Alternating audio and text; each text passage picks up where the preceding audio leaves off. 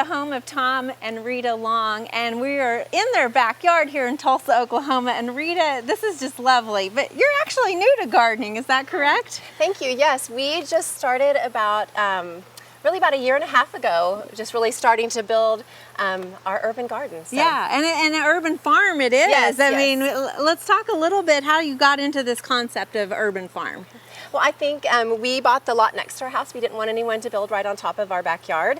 And then the question was, what do we do with all of this space? And we always had an interest in eating healthy, and I had some experience with global gardens and a little bit of, gardening through raised beds.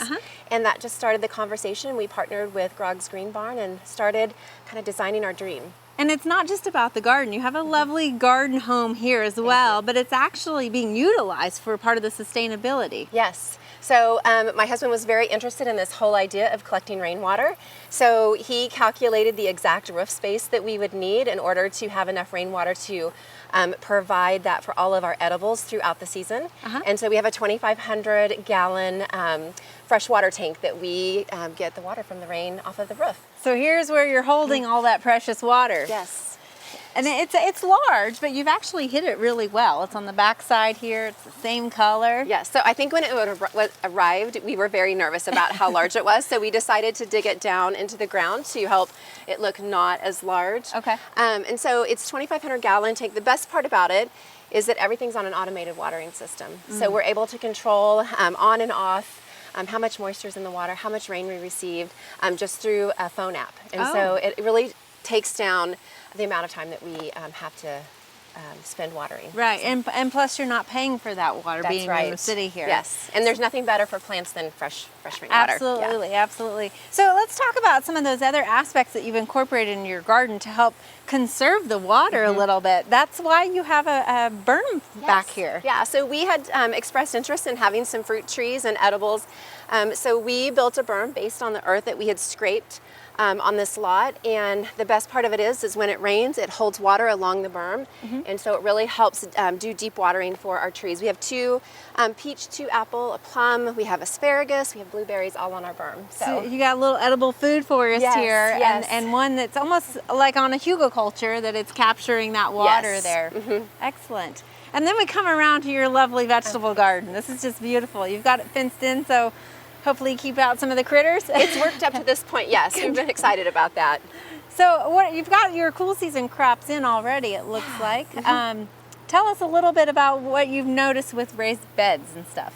Well, I think some of the obvious is that you're not on your hands and knees. And that's really nice. It does keep everything contained, and just, really, I think it's also beautiful that they're raised the way that they are.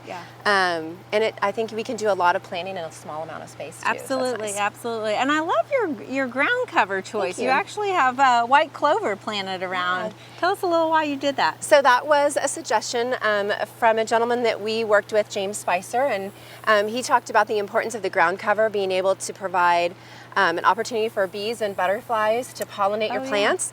And so it's worked really well. It took about 2 years to get it to this level, but it's been great. We just see a lot of our bees throughout here that really makes a difference on our gardening. And it's just a nice ground cover to kind of walk around. It is.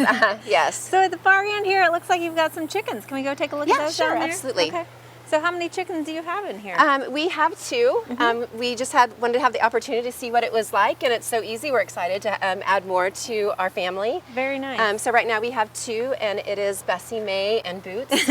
And one of them is an Easter egger, and we just love them. So very nice. Do they get out in the garden any year? Eat some of those insects for you? Yes, yeah. So whenever we're out in the garden, they were really hesitant at first because we'd really spent about the first 4 months inside the coop. So this summer when we started, actually this spring we started gardening, we opened up the door and they were really hesitant. Now if I open the door, they fight to get out. Like I have to be really cautious because they want out in the garden to go all throughout. So they don't get in the beds, which we're really thankful for, but they love the clover and eating the bugs. So. Well, Rita, I don't know who wouldn't want to spend time out in this garden. Thank you so much for sharing it with us. Sure, you're welcome. We hope you enjoyed this video. It's part of our Oklahoma Gardening YouTube channel. You can also find even more videos on our OK Gardening Classics YouTube channel. And join us on social media for great gardening tips, photos, and discussion.